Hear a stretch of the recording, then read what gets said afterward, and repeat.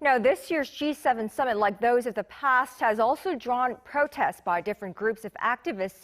Their messages delivered in unique ways. Some drew massive pictures in the sand on the beach, others paddled out into the bay, and there were also some who dressed up as a much-loved cartoon character.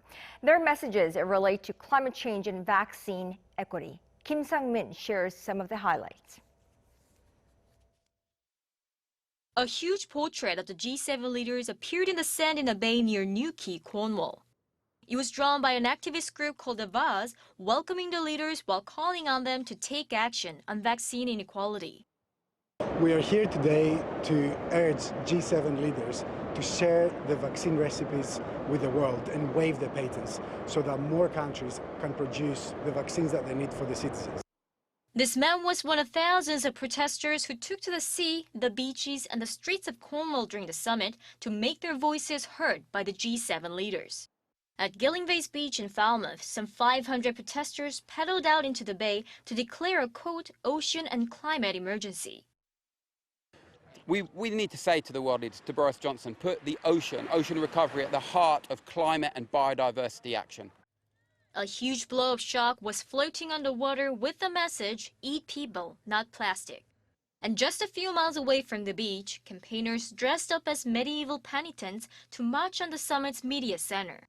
They're from the environmental group Extinction Rebellion, and they publicly repented for, quote, funding climate hell. They're dressed in sackcloth and ashes, right? So they're dressed to show that there will be nothing left if we carry on investing in the destruction of the planet. There will be nothing left. And these giant Pikachus also had an environmental message specifically for Japan. Our message to Japan is that if it continues to burn coal, it will be an international pariah. It's going to make a future more dangerous for its citizens. It's going to make a future more dangerous for the world.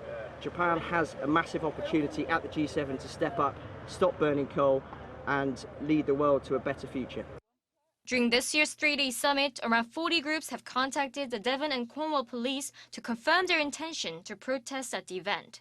It was expected to be a challenge to police the protest, requiring thousands of officers, but in the end, the protests across the region were peaceful. The Devon and Cornwall police tweeted their thanks for the demonstration's cooperation. Sungmin, Arirang News.